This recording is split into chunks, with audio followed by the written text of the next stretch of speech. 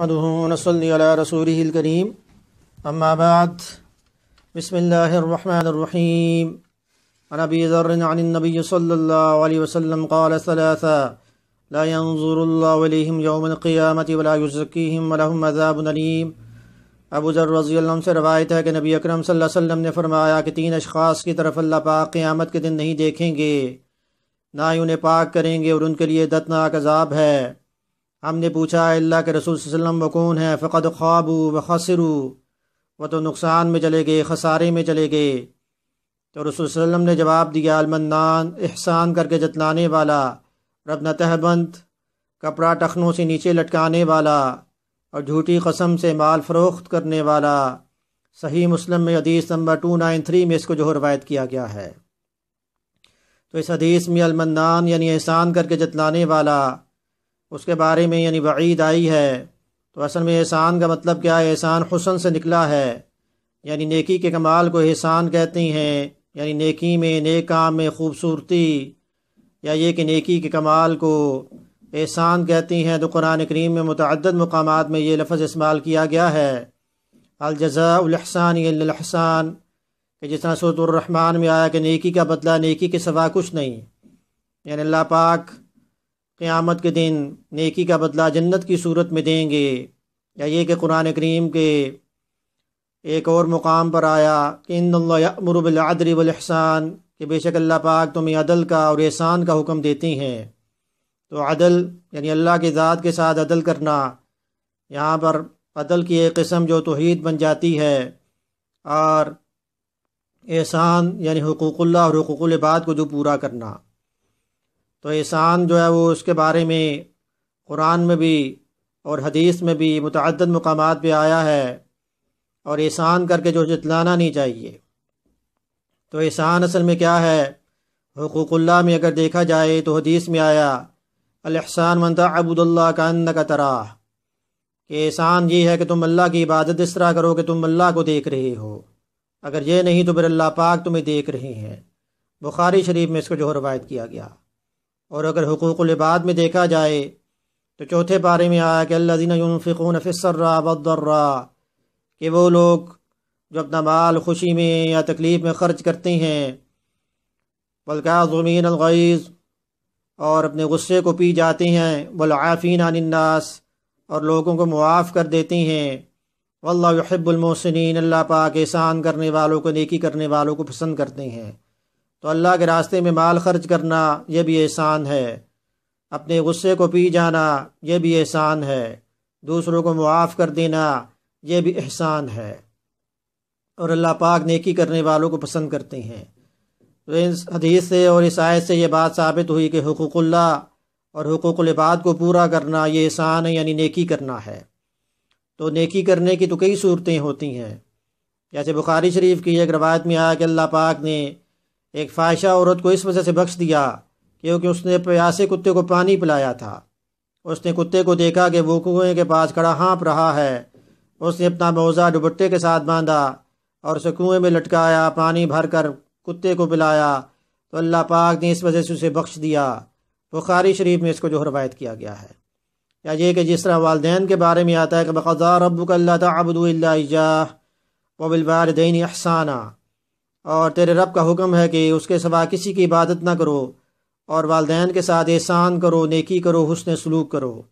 اب والدین کے ساتھ احسان کرنا کیا ہے، نیکی کرنا کیا ہے؟ یہ کہ ان کے سامنے اف تک نہ کہنا، اور نہ ہی انہیں جھڑکنا۔ اگر دونوں بڑھاپے کو پہنچ جائیں، اما یبلغن عندک الکبر احدہما او کلاہما فلا تقل لہما اف، تو یہ ان کے ساتھ احسان کرنا، ان کے ساتھ جو نیکی کرنا ہے۔ آپ کو یہ احسان کر کے اگر جتلانا شروع کر دے، احسان کر کے جتلانا کیا ہوتا ہے، اس کا کیا مطلب ہے؟ کہ جس طرح قرآن کریم میں بھی آیا یا ایھا الذین آمنوا لا تبطلوا صدقاتکم بالمن والاذی، اے ایمان والو اپنے صدقات کو باطل نہ کرو احسان جتلا کر، تکلیف پہنچا کر، یعنی اپنی نیکی کو دوسرے کے سامنے اس طرح بیان کرنا کہ دوسرے کو تکلیف ہو، دوسرے کو دھمکانے کے لیے نیکی کا تذکرہ کرنا، یہ احسان کو جتلانا ہوتا ہے۔ تو احسان جتلانا یہ کبیرہ گناہ ہے، اس طرح جو بھی نیکی کی ہوتی ہے وہ ضائع ہو جاتی ہے۔ تو احسان کر کے جتلانا نہیں چاہیے، بلکہ اللہ کے واسطے جو ہے نیکی کرنی چاہیے۔ تو قرآن و حدیث میں اس کی جو وعید جو ہے بیان کی گئی ہے۔ تو اس آیت کریمہ میں بھی احسان کر کے جتلانے کو جو ہے کبیرہ گناہ جو قرار دیا، اور احسان کون لوگ کرتے ہیں؟ احسان وہ لوگ کرتے ہیں جو اللہ کے احسان کو سمجھتے ہیں۔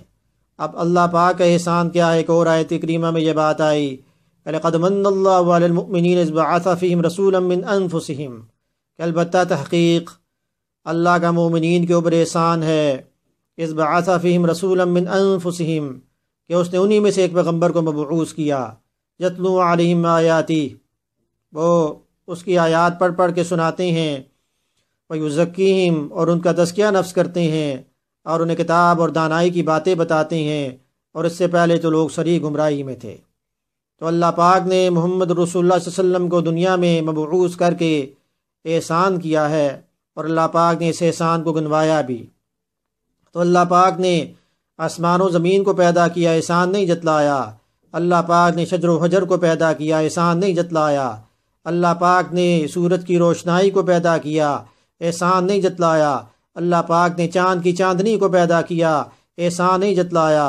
اللہ پاک نے ستاروں کو پیدا کیا، احسان نہیں جتلایا۔ اللہ پاک نے باغ و بہار کو پیدا کیا، احسان نہیں جتلایا۔ اللہ پاک نے سمندروں کو پیدا کیا، احسان نہیں جتلایا۔ اللہ پاک نے جنگلات کو پیدا کیا، اللہ پاک نے دن و رات کو، لیل و نہار کو پیدا کیا، تمام مخلوقات کو پیدا کیا، احسان نہیں جتلایا۔ احسان جتلایا تو ایک مقام پر کہ میں نے تمہارے درمیان محمد مصطفیٰ محمد رسول اللہ صلی اللہ علیہ وسلم کو مبعوث کیا، یہ میرا بہت بڑا احسان ہے۔ تو جو اس احسان کو سمجھے گا اور اس کے بعد پھر وہ نیکی کرنے کے قابل بھی ہوگا، اس کے اندر جو ہے وہ نیکی کرنے کا جذبہ پیدا ہوگا۔ تو محمد رسول اللہ صلی اللہ علیہ وسلم نے یہی بات فرمائی کہ میں تو ہمارے درمیان دو خطیب چھوڑ کر جا رہا ہوں، اگر اس کو تھامے رکھا تو کامیاب، اس کو چھوڑ دیا تو ناکام، اور وہ بولنے والا خطیب قرآن اور خاموش خطیب موت ہے، ان دونوں کو یاد رکھنا، تم کامیاب ہو جاؤ گے۔ تو دل جس سے زندہ ہے وہ تمنا تم ہی تو ہو، ہم جس میں بس رہے ہیں وہ دنیا تم ہی تو ہو، قسم کھائی ہے رب نے مومنین کے اوپر احسان ہے، کہ جس نے تخلیق کیا مصطفیٰ کو وہ رحمان ہے صلی اللہ علیہ وسلم۔ وہ دنائے سبل ختم الرسل مولائے کل، جس نے وہ بار راہ کو بخشا فروغ وادی سینہ، نگاہ عشق و مستی میں وہی اول وہی آخر، وہی قرآن وہی فرقان وہی یاسین وہی طٰہٰ۔ اللہ پاک عمل کرنے کی توفیق عطا فرمائیں، کبیرہ گناہوں سے ہمیں بچنے کی توفیق عطا فرمائیں، قرآن و سنت کو تھامنے کی توفیق عطا فرمائیں۔ ویڈیو سننے کے بعد اس کو آپ شیئر بھی کریں، یا آپ کے لیے صدقہ جاریہ بن جائے۔ اللہ پاک ہم سب کی مشکلات کو دور فرمائیں، اور جو بھی جس کی پریشانیاں ہیں، اور یا یہ کہ جو بھی جس کی حاجات ہیں، اس کو جائز طریقوں سے پورا فرمائیں۔ اس ویڈیو سننے کے بعد اس کو آپ شیئر کریں۔ اللہ پاک عمل کی توفیق عطا فرمائیں۔ وما علینا الا البلاغ المبین۔